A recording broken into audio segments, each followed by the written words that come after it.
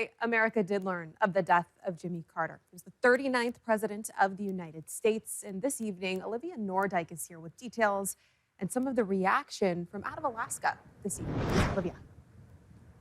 Beth, former President Jimmy Carter, the longest living president in U.S. history, died at 100 years old. Since the news of Carter's death broke earlier today, people across the country have offered their condolences. Statements from President Joe Biden, President-elect Donald Trump, lawmakers on both sides of the aisle, and many others reflecting on Carter's life and legacy. Much of that was focused on Carter's life after his presidency, the decades of philanthropy work, including with Habitat for Humanity, along with his faith and Bible teachings at his Baptist church in Georgia. But tonight, a look back at Carter's deep connection to Alaska. Here's Eric Sohl. It's a real pleasure to be back in Alaska. It's one of my favorite places in the world. Jimmy Carter, a president with a love for the outdoors. The first month I was in office, I made an announcement that one of the preeminent environmental issues that the world faced was what to do about Alaska lands. The federal lands in Alaska and their resources were a hot topic in Congress going back to statehood. His term as president in the late 70s and his Secretary of Interior, Cecil Andrus, were very involved in the Alaska lands legislation. But in Congress, the pro-development side couldn't agree with the conservation side. There were many Alaskans that thought it was a giant land grab by the feds. The Alaska delegation felt it was locking up Alaska. So in 1978, Cecil Andrus and I decided to utilize a 1906 Antiquities Act, which gives the president the right to set aside monument areas. Carter used the threat of declaring 50 million acres as national monuments with very restrictive land use to get the Alaskans on board. And that is what forced the Alaska senators to compromise. And I agreed ultimately to ease off on the National Monument Declaration under the Antiquities Act if they would be willing to compromise on the other issues that were controversial. Natural resource development was the concern. We always wanted 95% of all the suspected or expected oil reserves to be free for exploration. 95%. Only 1/20th of the region that might produce oil was set aside for protection. Some of the areas that were of concern for development were actually excluded from the conservation system boundaries.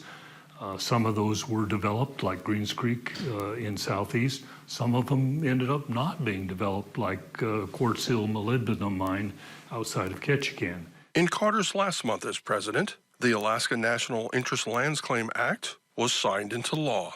Dedicated over 100 million acres to new national parks and wildlife refuge areas in Alaska. Setting aside acreage larger than the state of California, doubling in size the existing parks and refuges in the United States. Anilka is the best thing that has ever happened to the long-term interests of the state of Alaska, its residents, and its visitors. Environmentalists celebrated Anilka, but not everyone was happy. And the reception then was very unpleasant.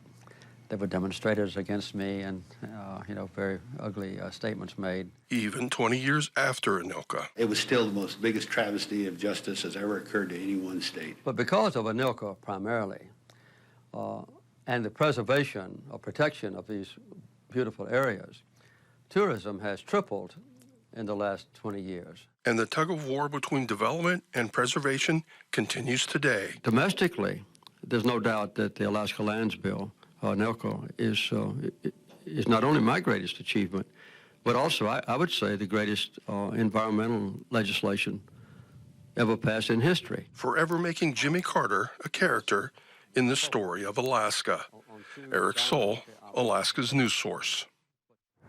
Carter's impact on Alaska wasn't forgotten Sunday as the country remembered the former executive-in-chief. Alaskan representatives gave their condolences online.